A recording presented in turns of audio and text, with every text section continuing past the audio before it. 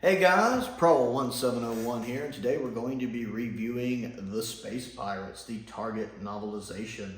This was sent to me by one of my subscribers and one of my patrons, the Flyattractor, who sent me several novels in the past. And I've really wanted this one. He knows this is kind of one of the major ones I've wanted. I've always had a soft spot for The Space Pirates, even though I've never seen it. I don't even know a lot about it. I went into this very blind, but it's a Bob Holmes story. I love Bob Holmes. And the novelization is by Terrence Dicks. I love Terrence Dicks as well. Two of the most important names in all of Doctor Who. So I really wanted to read this, and I know it's a little pricey, so I hope he didn't have to spend a lot on it. But I was really excited to get this, really happy about it, and I read through it really quick. And I've got to say, as someone who has never seen the TV episodes or heard the audio, watched the reconstruction, seen the surviving episode 2, I'd never seen any of the television version of this story or heard it or anything. I went into this novel blind, and just going off the Target novelization of it, it is freaking amazing. Not just good, amazing. I loved this story. I couldn't put it down. I almost read it in one sitting. The only reason I stopped reading is because I noticed it was 2 o'clock in the morning. I had been reading so long, because I did start it kind of late. And I only had about 30 pages left, but I still wanted to get some sleep, so I put it down and got back to it a couple days later and finished it up. I had trouble putting it down. It's actually just going off the story. There's so much going on in this, especially in the back half of it, or the back 2/3 of it, that it just kept me entertained and kept me it was quite literally a page turner. I enjoyed it. I mean, maybe it's because it is a story by Bob Holmes. Maybe it's because the adaptation is by Terrence Dicks, and both of these characters understand the Doctor. But the Doctor feels like the Doctor. Jamie feels like Jamie. Zoe feels like Zoe. All the characters act the way they're supposed to.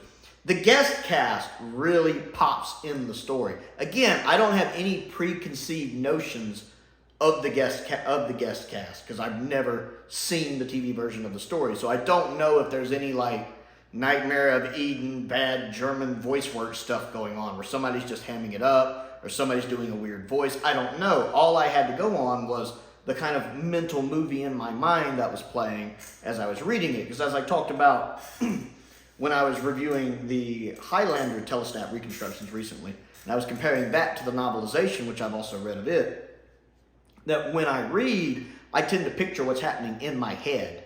And so I have a little running movie going on. And I tend to picture it kind of like what a 60s episode would look like in black and white, even if, although some of the effects and stuff are probably more than what they could do back then. It's probably like a 5 or 6 year old's memory of a 60s story would be the first time they watched it. Whereas they watched it as an adult, they'd be like, no, wait, it looked better than that when I saw it when I was little. So that's kind of how it runs in my head. And the way Terrence writes is so descriptive that it's really easy to picture what is happening. And this is true in most of his Target novels I've read, or all of his Target novels I've read, where he's very good at writing what's going on to where it makes it easy for me to mentally picture it.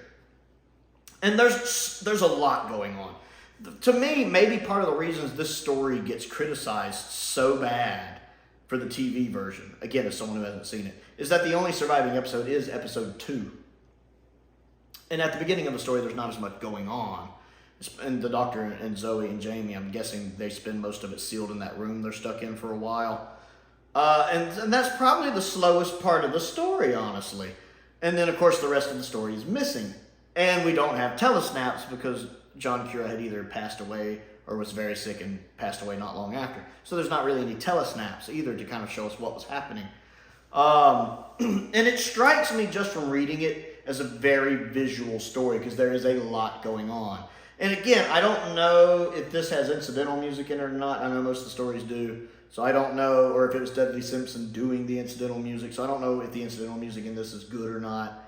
Again, I don't know if the guest cast are doing good with what they're doing. I've also been told the character of Milo, your impression of him, is going to greatly affect your enjoyment of the story. I think Al might have said that when he was reviewing the Second Doctor era.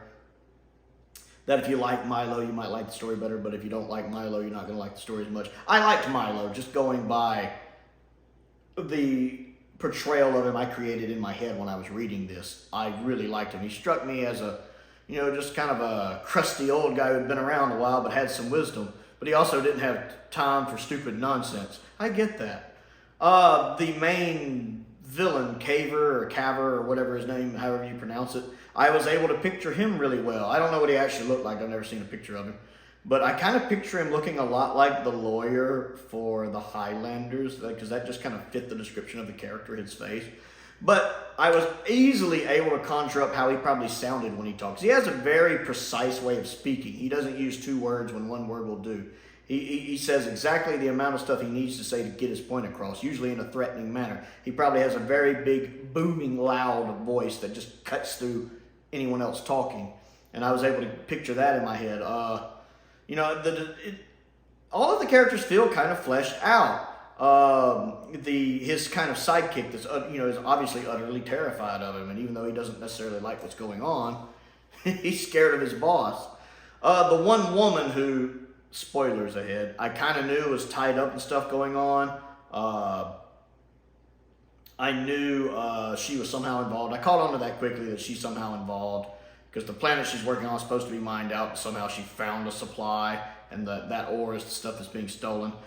But, I kind of figured she was probably an underhanded, not very great person who was pretending to be a nice person. And it actually did turn out she was a pretty good person who had made one or two mistakes and then got in over her head because she had a business partner. She didn't realize how ruthless he was. So she's actually not a bad person. She just made a couple bad choices. So that was interesting. That really did add to her character. She felt like a very fleshed out character I like. I mean, the story has all sorts of stuff going on, from the Doctor being on a space station that gets blasted apart with the TARDIS in a totally different section, to him trying to reconnect them magnetically and accidentally pushing it further away, to running around in like caves and caverns and stuff, and the Doctor having to get out of the cave using a tuning fork to find the right key. And then there's even a part where the Doctor has to get away quick so he doesn't get killed by a rocket blast, like a rocket is about to take off, and he's under it.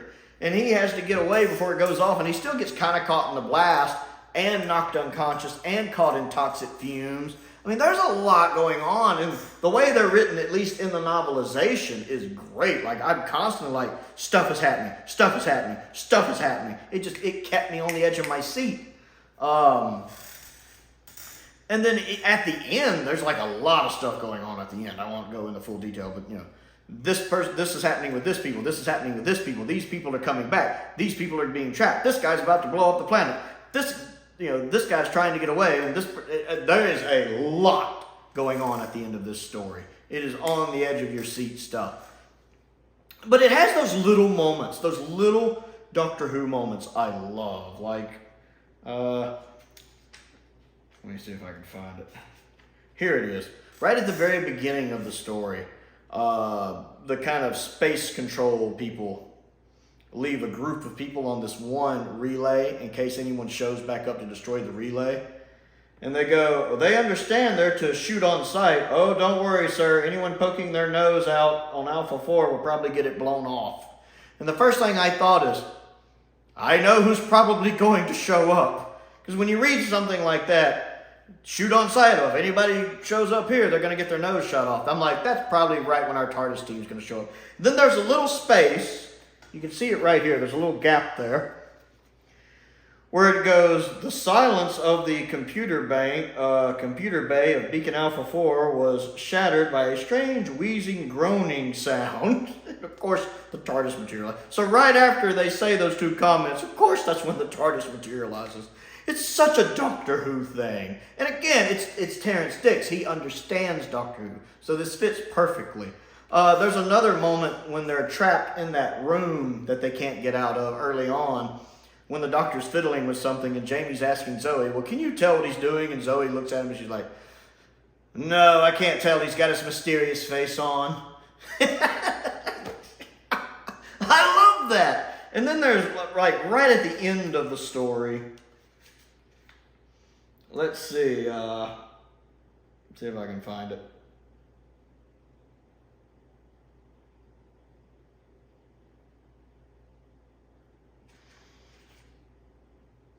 Because there's they want him to stay, and the doctor doesn't want to stay. He wants to leave. I'm trying to.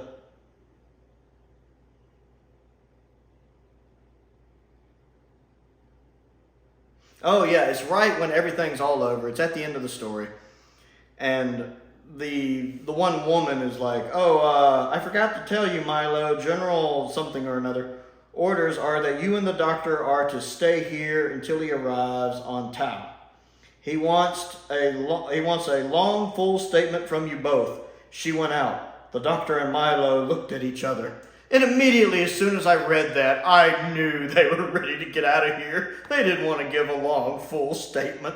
Because the second doctor, let's be honest, the second doctor doesn't like to stick around. He likes to ease on out of there. As soon as the crisis is over, he likes to tiptoe out with the companions and get out of there. There's one thing he doesn't like is having to deal with the cleanup and the reports and the red tapes. Some official mumbo-jumbo. He doesn't like official mumbo-jumbo. And I knew as soon as it said, him and Milo just looked at each other, because I had already picked up on Milo's the exact same way. He's like the second doctor. They're kindred spirits in that. They don't want to stick around for the mumbo jumbo. They want to get out of there. And then Milo rose. "No doubt you're keen to get back onto your TARDIS, aren't you, Doctor?" And the doctor got up too. "I most certainly am, Mr. Clancy." And right as they're getting ready to leave, Zoe goes, "What about, the general?" And Jamie goes, "Aye, he'll be furious." "Exactly," said the doctor and Milo together and hurried out. That's so the doctor. But if you don't stay to give him his report, he'll be furious, and both of them at the same time. Exactly. It's these little things that the person writing this gets Doctor Who, especially the Troughton era, but Doctor Who as a whole. The doctor's like, I love that. And these kind of little moments are just peppered all throughout the story, these little moments. Like the doctor is trying to find the secret way out of a cell they're in, and he's banging the tuning fork, and he can't quite get it right. Jamie gets annoyed, grabs the tuning fork out of his hand, and throws it at the wall. And of course it makes the proper sound that opens the door, because of course it does. But there's even a chapter in this called Countdown to Doom. That is an awesome title, Countdown to Doom. If I ever write a Doctor Who story, I'm going to call it Countdown to Doom. Even if it has nothing to do with the story. It could be a story about the Doctor on a planet full of daisies, and he's just trying to find the daisiest one of them. And I'm still going to call it Countdown to Doom, because that's a cool title. I had a lot of fun with this. You could probably tell by just the review how I'm talking, how excited I am. This is really fun. Again, I can't speak to the TV version. I've never seen it. I've never listened to it. I probably will now, but I liked going in without that, without having seen that, without having any kind of preconceived notion of how the guest characters act or sound, and being able to make it up entirely on my own in my mind as I'm reading it. Going off that, this was phenomenal. Not good, not great, phenomenal. Better than good, better than great. I loved this story. I couldn't put it down. It is so good. There is so much action in this. It's hard to even tell where the cliffhangers are sometimes. Like, there's several places I'm like, okay, that could have been a cliffhanger. But there's several things going on. So much action going on, especially well before midway through the story. I mean, basically, ever since the Doctor, Jamie, and Zoe get out of that room, like, I'm sure them getting trapped in the room and the space station coming apart was probably the end of episode 1. And I'm sure when the Doctor got caught in the blast of the rocket taking off was probably a cliffhanger as well. I mean, there's several spots that would have made great cliffhangers. The guy threatening to blow up the whole base of the atomic bomb deal could have been a cliffhanger. There's so many tense moments in this. And there's even a count clock down, basically. A clock countdown, I should say. There's a countdown to something blowing up. The Doctor has that much time, naturally. Wait for the countdown. Yeah, I really like the Space Pirates. I don't know. I can't speak to the TV version yet. I will watch it eventually. But this Target novelization by Uncle Terrence was a great read. I absolutely loved it. And I want to say thank you to the Flyattractor for sending it. It really, really means a lot. Nice to have him back on the Patreon as well. So, The Space Pirates, the Target novelization. Have you read it? What do you think of it? If you don't care for the TV episode, I recommend tracking down a copy if you can. Who knows what extra little goodies Uncle Terrence added to it to kind of liven it up a little. So if you've enjoyed this review, do me a favor and click that like button and that subscribe button. That helps me out, and I certainly appreciate it. We have crossed over 900 subscribers recently, and I really appreciate that. I am trying to reach 1,000 this year, so I would appreciate any help with that. I also have a Patreon. If you really like what I do and would like to support what I do, there's a link to that down in the description below. It does help out, especially lately. I certainly appreciate it. I want to give a shout out to some of my top tier patrons, Stephen Crane, Colin Coney, Finn Perkins, and Unknown289. I do appreciate their continued support, as I do the support of all of my patrons. Flyattractor did just rejoin the Patreon recently. It's great to have him back.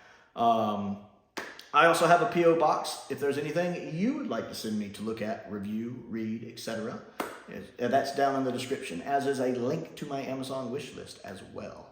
Most importantly, though, thank you for watching.